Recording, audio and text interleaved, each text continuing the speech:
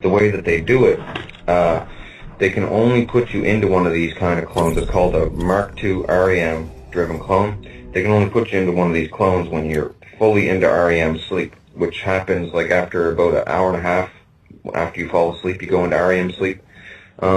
They just have a machine next to your clone that's on a rack, and it's laying there like a dead body, breathing real shallow and stuff, and it's got a feeding tube down the throat, and when a light comes on a machine next to your clone, it says this light says that you're in REM sleep, full in REM sleep, and they can activate you then. If they activate you before that, you'll be all disoriented and you go psycho and stuff. But yeah. So they go over, just like a TV remote control looking thing, look over and they point at him and press a button. Usually they have one designated to just that person, tuned in on just them. And then the person just goes, looks around, and like me, I say, damn, I'm in this place again. But some of them are so used to it, and some of them like going there and hanging around there.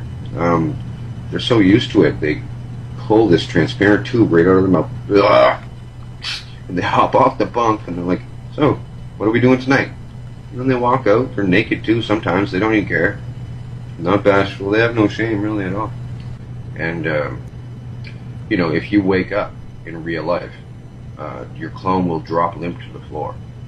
Like some Avatar. of the clones, their broken elbows, smash their heads off the concrete floor, so they always stay seated in the stands in case they ever wake up and they just fall over. When the clones aren't being used, like remember I told you they go limp and fall. Right, like Avatar. They get dragged out of the auditorium and taken below on a dolly, or just somebody throws somebody over their shoulder and takes them down to the racks. The racks are like multiple stainless steel bunk beds, sometimes 5 high, and they're all around. It's like a giant vampire crypt or something. There's all these bodies laying there.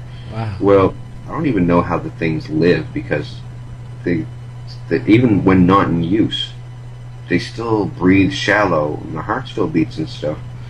When not in use, they put a tube down the clone's throat, a feeding tube, and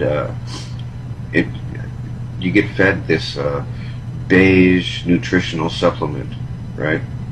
And when they come out, when they wake up and stuff, like when I've opened up my eyes there, they've already done it for me, and sometimes I'm clothed and already out somewhere, sitting somewhere, and then they activate me.